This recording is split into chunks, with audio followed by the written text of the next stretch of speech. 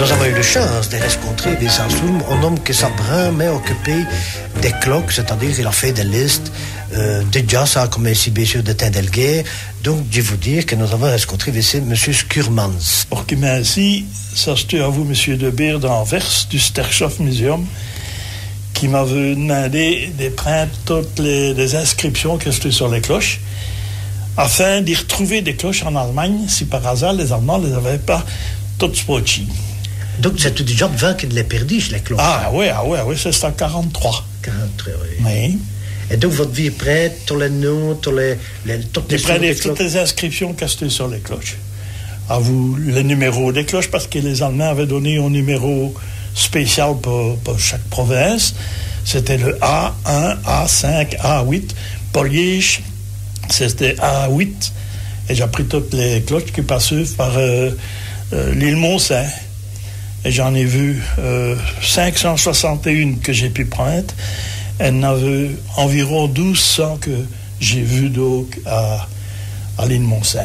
D'abord à la fonderie de Canon, à Herstal, et puis à l'île Mont-Saint après. Comme une mur d'une nameur, et ça n'enlève pas où les noces?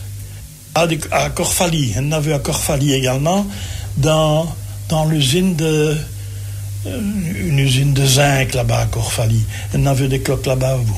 Oui. Oui. Mais donc, dans le circuit, mais j'ai retrouvé, hein, que les noces, de cause de meux, le dieu d'elle promet, ça elles ont retiré un gelette 43. Ah oui, c'est ça, c'est tout juste. En 43, on a commencé.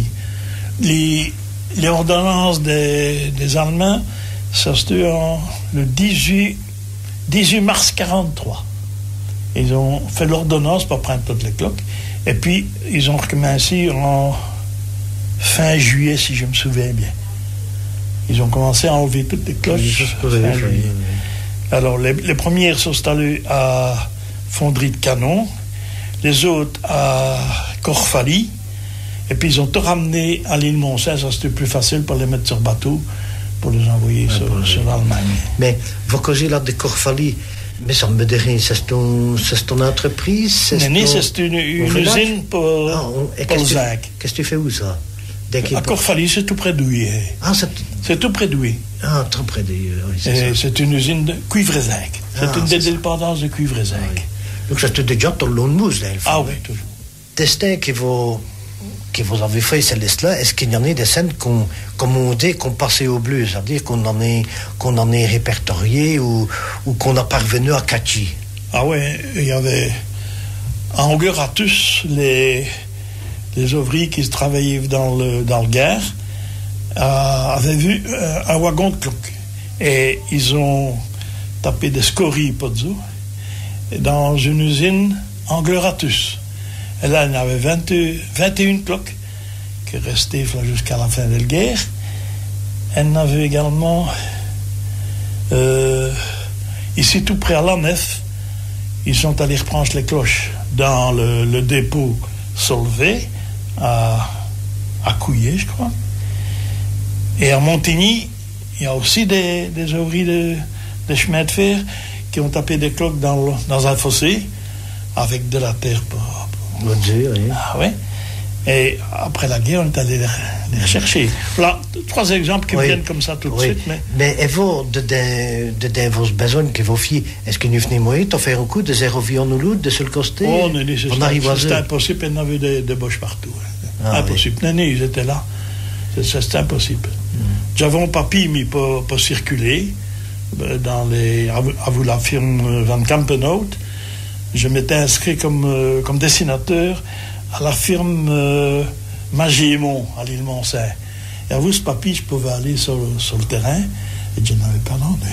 Ah bon? Ça, c'est un petit truc que j'ai utilisé. Et les résistants, par exemple, nous on essayé de s'occuper de ça pour... Si, l'abbé, son nom, Godin de Verviers est venu le 21 juillet 43 mettre des charges en dessous des cloches pour faire sauter le bateau. Mais le cordeau brique forte, comme on dit, n'était pas bon pour être dans l'eau, et quand ils ont allumé la mèche, Ça n'a pas sauté. Mais il a coulé à Hanovre quand ils ont enlevé les cloches, à Hambourg plutôt. Quand ils ont enlevé les cloches du bateau, le bateau a coulé. Mais on les a circuits, disons. Ah oui, on a recouvert toutes les cloches. Ah, vous les laissez que vous avez fait après la guerre. Après la guerre, vous aussi à Hambourg pour les. Nenni. Moi, Mais... j'en ai acheté un à Hambourg. Parce que ça arrive. Elles sont revenues en septembre. Elles sont arrivées à Anvers le 8 octobre 45. Oui. Et donc, vous avez toutes les listes, vous avez oui, j'ai toutes les scènes qui n'est cassées, n'est fondées. Je les ai ici, toutes les autres qui sont revenues, j'ai également toutes les listes.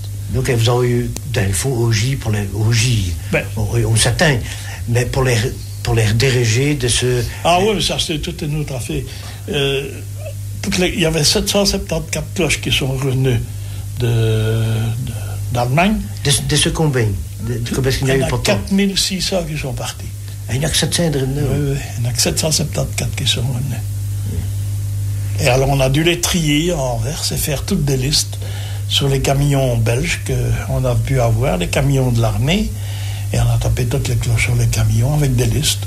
3 pour Géroville, 2 pour Gimné, c'est tout près. Ah, oui. On a ramené à Pétigny, Tintigny, Chimay, Couvain, 2 cloches également. Il y en a beaucoup qui sont revenus dans Luxembourg et dans la province de Namur. Par contre, pour la Flandre orientale, il n'y a pas une seule cloche qui soit rentrée. C'est celle qu'on a dans les premières. Les premières. Ils ont commencé par la Flandre occidentale, puis orientale, et puis ils sont descendus. Et Luxembourg, c'était les derniers, à 9, et c'est pour ça qu'on a récupéré pratiquement toutes les cloches de Luxembourg.